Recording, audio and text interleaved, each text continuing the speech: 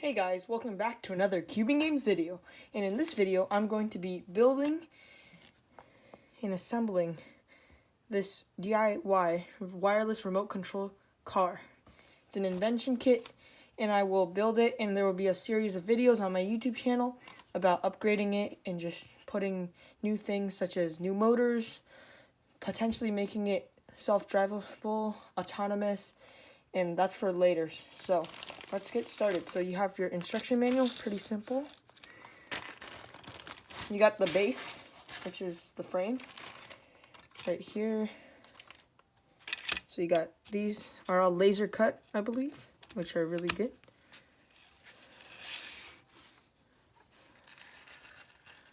Put that aside for now. This will be a series on my YouTube channel where I just build, this is the base build, and I will be modifying. So these here are the wheels. Here. I'm gonna put those up. Okay. Fourth wheel. Make sure everything in this bag is out. Okay. Wheels. You also have the axles for the wheels. Comes with a screwdriver, but I will use my own. So 2 axles, 2 zip ties. In this bag here, there is some sandpaper, and then there's other gears for the gear ratio. That's it. And then here, this is the hardware's electronics bag. You have a 3 volt brushed DC motor, along with the motor controller here, and the radio transmitters on each of these boards. And you also have 2 battery boxes.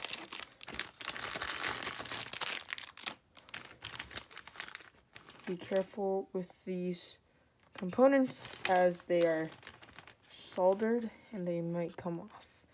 And if I wanted to take the time to, I could probably solder most of these components. Some sticky tape right here. And you got, here you have 2 screws. And a bunch of heat shrink tubing, just to keep the wires nice and neat. And this one here is the radio transmitter. Now I'm going to start by punching out all of these wooden pieces here and just assembling the vehicle. Right here is the spoiler and the other side framing parts. Now this is the main base parts. Alright, now everything is punched out, we can start assembling. So we start by taking the base and putting 2 of these little support struts into these slots right here. Right, so once you have these 2 in, you want to grab your speed controller or motor controller, and you essentially just want to screw this onto your board. So with the receiver, you want to take a piece of the sticky tape or sticky foam, and you essentially just want to stick the receiver onto the board. So please just stick the receiver onto the base of the board. This does come with 2 metal antennas. One is for the receiver and one is for the transmitter. So along with the receiver, you want to use the antenna that is in the shape of an L. And essentially what you want to do is you want to find the bottom of the build, and you want to put the antenna through the bottom hole like that. And then you also have these screws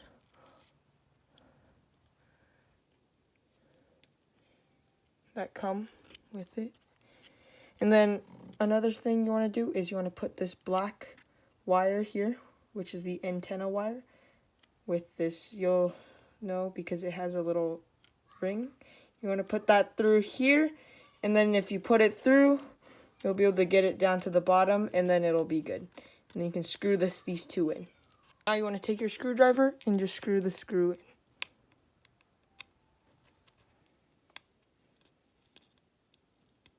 Not too tight to avoid stripping out this wood piece right here. Now you have the basic antenna done.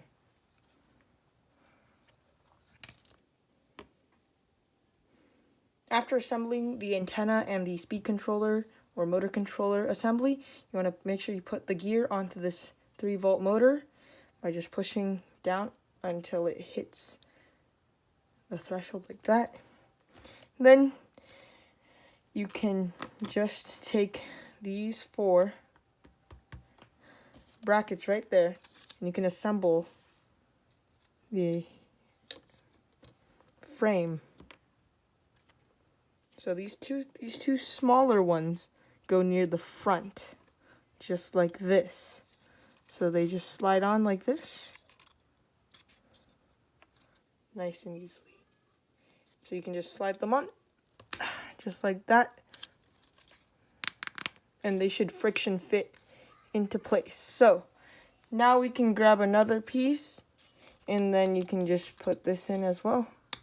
Friction held, just like that. And then these bigger pieces on the back, they also work the same way. They are also friction held in. So with these ones, you want to be careful with the wires and the antenna, as these back pieces are a little bit more difficult to assemble. But with the back, you want to assemble the front first, and then the back should just slide in properly. And then with the other side, you want to attach the back in first, and then the front should just be able to slide in pretty nicely. And then you just push down with a little bit of force. You don't want to exert too much force, else these little pieces of wood will break. And now that that is done, we can go ahead and put the gears in. Alright, so now that we have the chassis built, we are going to attach the wheels and the axles on. So a good rule of thumb is you can use one of the axles, use the wheel to push it in. These are also friction held, so you can go like that, and it should go in properly. And you can see locate these little holes here. Just fit the axle right through. Make sure it comes out the other hole, the other side, on the other side. And then with this side, you can also just use force, pinch down, and then there we go. So in the future, I hope to add a 5-gram servo right about here, just so I can like have steerable wheels, because as of now this can only go forward and backwards. Now let's assemble the back wheels. This one's a little bit more tedious because you do have to get this little pink gear in. So overall, just same process, just like that. And then you can insert in there, and here you want the gear to fit through this little slot, so you will have to feed the gear through the axle as well. Rotational force is really helpful, and just by doing that, the gear works.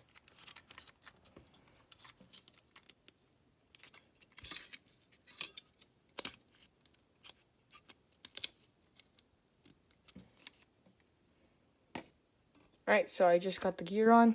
You do want to be careful, as you could break some of the wood, but luckily none of that happened. And now you can just clamp down all the way.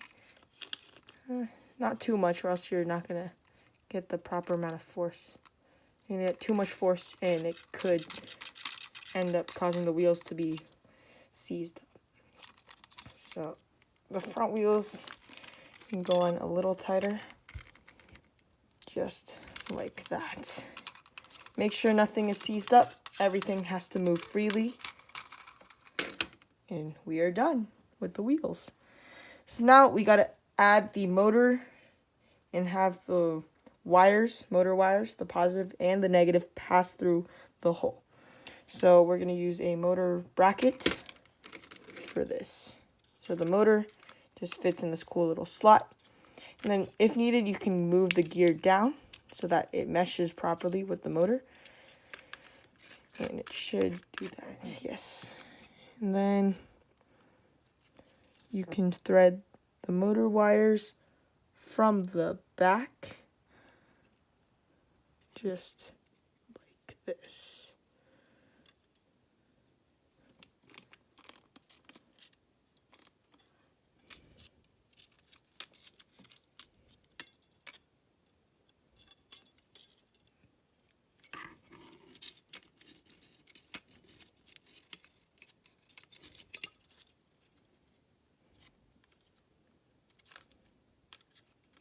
Then now you want to just put these motors bracket. Now you just want to put the motor bracket on by threading the wires through, and then just simply putting this on.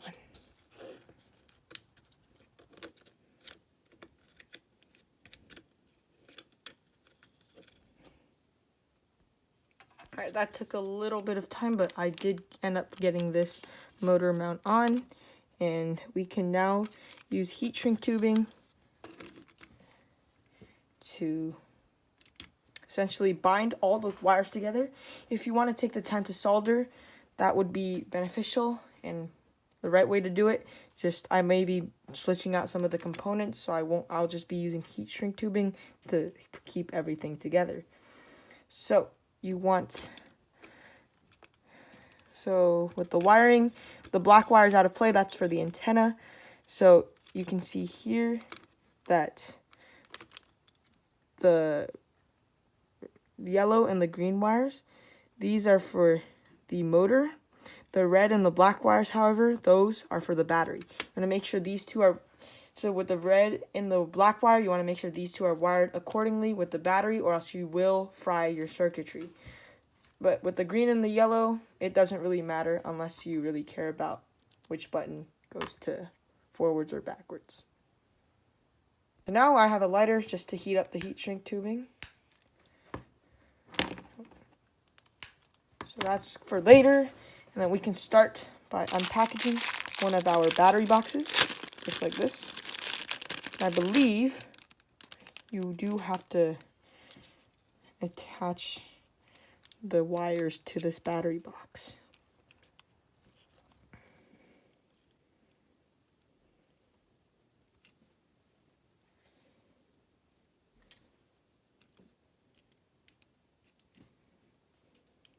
Okay, so you have to attach it on the top right here. So, because we are not going to be, we might switch these out pretty quickly, I'm not going to solder them on. It says the negative wire has a spring, which is right here, and you can even see inside it says negative. So just want to thread these through, and then usually just doing it like that works really well. And if you have enough heat shrink, you should be able to do it this multiple times. So let's see. I do have my own box of heat shrink. This does not come with the kit.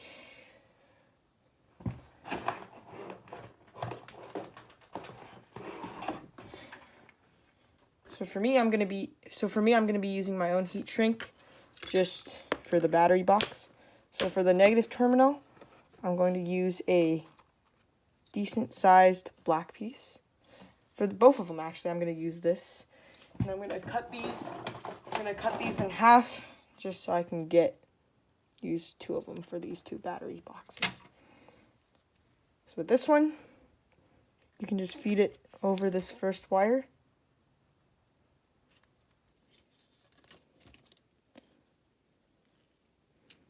Just like that. And use a lighter, heat it up.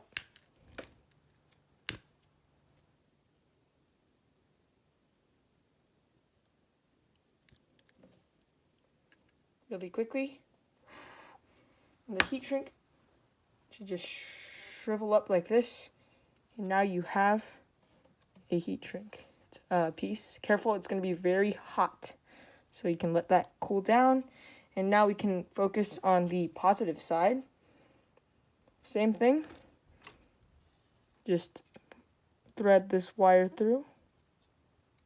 Just like that.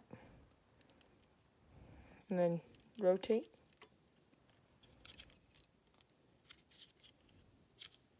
And then now that you're done, you can put the heat shrink tubing on.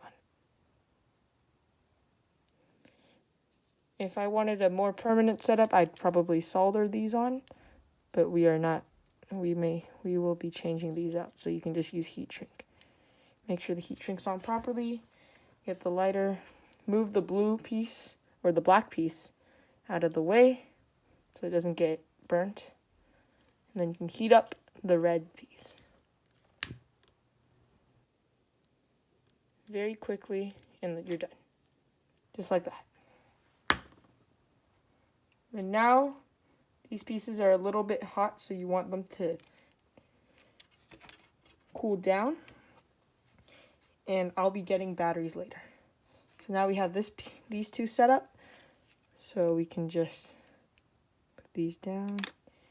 And then next, we will be attaching the battery box to the speed controller. So now we are going to attach the battery box to the speed controller. What you want to do is just pull these off. And you can cut these wires short. But the best way to do it is just to join them together. Keep these strands longer so you can wrap them around nicely.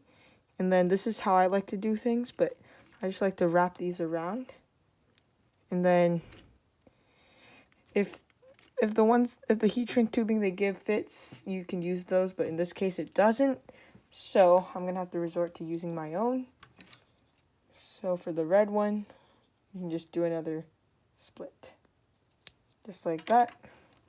And then what I like to do is I like to just put the heat shrink tubing on like this after I'm done with them. Make sure these are connected properly. And then you can put the heat shrink tubing on. And then you heat it up. It will essentially shrink this tubing. So right here you can see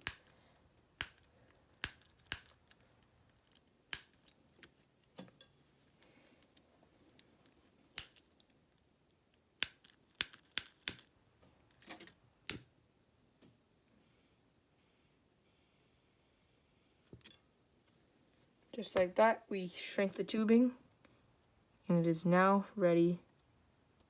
Ouch, jeez.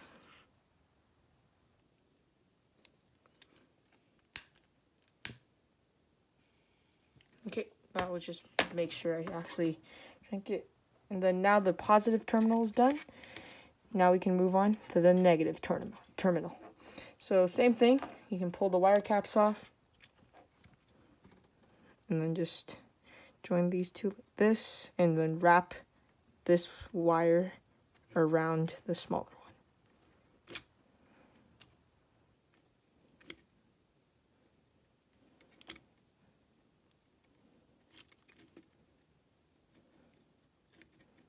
And then you can, after that, you can put the heat shrink tubing on and repeat the same steps.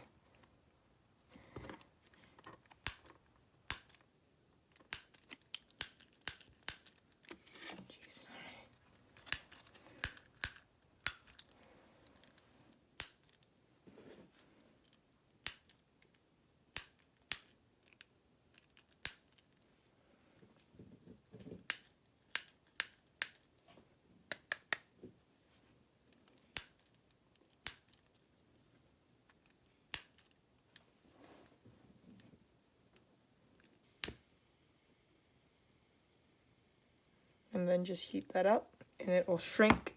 And then now we have the battery connected. So next, let's connect the motor wires to the motor driver. So you want to attach the positive to the green and the negative to the yellow. But first, let's use two of these sticky tapes. You can use more if you want to, but we are going to use two to connect the battery box. For now, connect the battery box onto the car. It's probably easier if you connect these to the battery first.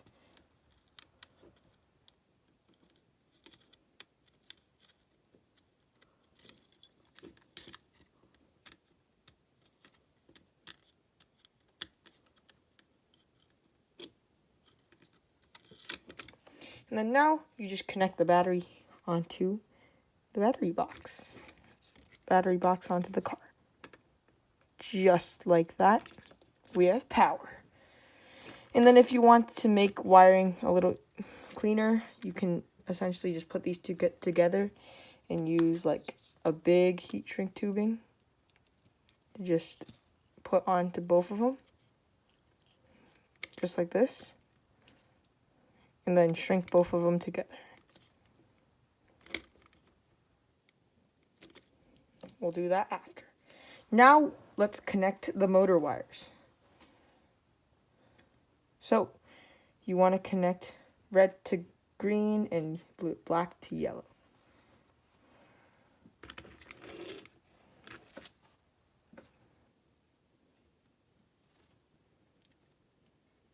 So these will be connected. So these will be connected after the snap. So now our car is all done. At least the wiring is all done. And then it's time to attach the spoiler back here onto the car. And this just goes on like this. Really simple, friction held in. Just like this.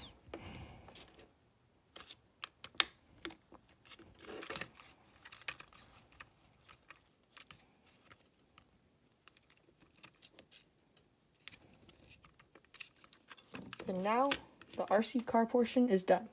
And after, we gotta tidy up all the wires. But first we gotta make sure it works. So the next step is to make the actual RC portion, the radio controller. So that consists of a battery box, which I will unpackage right now, just so we have. And same thing applies with this battery box. You gotta put on some heat shrink tubing, so I'll just get that out before you start, and I'll keep this out, but I'll close it up. And then we also have the transmitter module, the base plate, and a few other pieces. So for the transmitter, we do need to get the battery done first. So we just gotta solder, or not solder, attach them to here, and then just heat shrink tubing. So I'll skip to that part. Now you just gotta attach the battery to the back using the sticky tape.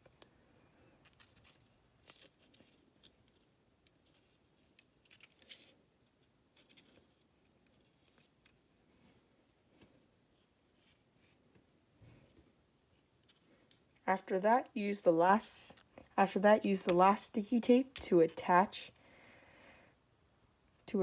the transmitter board to the battery box.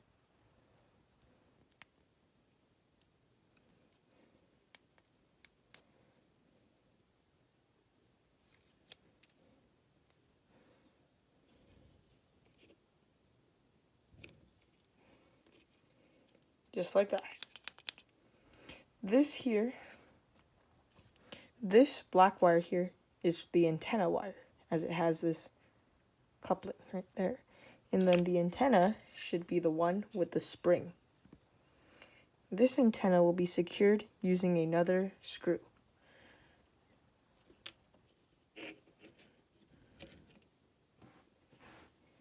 Now that you have the antenna screwed in, it's time to attach the final two wires, which are the battery wires. Same process applies to these. Just pull the wires up, red to red, black to black.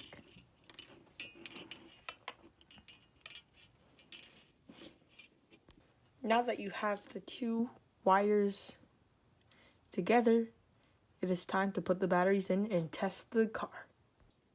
Now comes the moment of truth to see if our efforts have paid off. So we can turn on both breakers, so one on the remote, one on the transmitter, and one on the car. Let's see. Oh, yes. And the car works. First try. Now that we have verified that the car works, we can use their zip ties that they've provided us to really just clean up all the wiring. So what I like to do is, since all of these are individually heat shielded and everything, to make things easy, I just like to put the thicker wires into a thick casing. And then those are separate from the smaller, thinner wires. So I usually just cut off the top here, and I heat these ones up.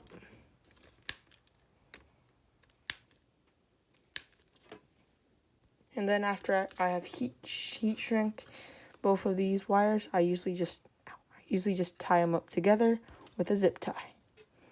So to make things easier, I usually just start the zip tie first, and then place 2 inside, and then tighten the zip tie.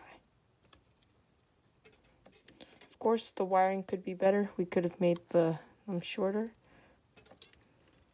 But for now, since I'm going to be upgrading these parts, this will have to do.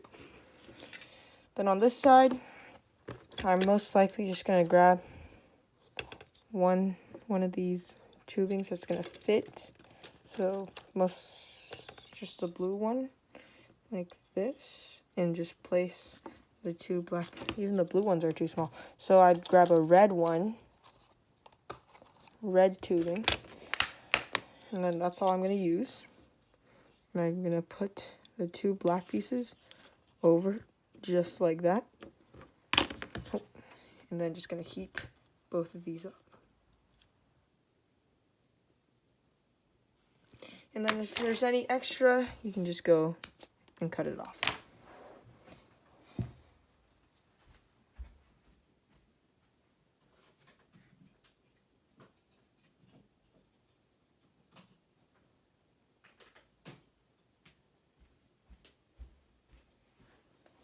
And as a final touch, I like to add these 2 little resin printed pieces. These don't come with the car, but these are a good addition.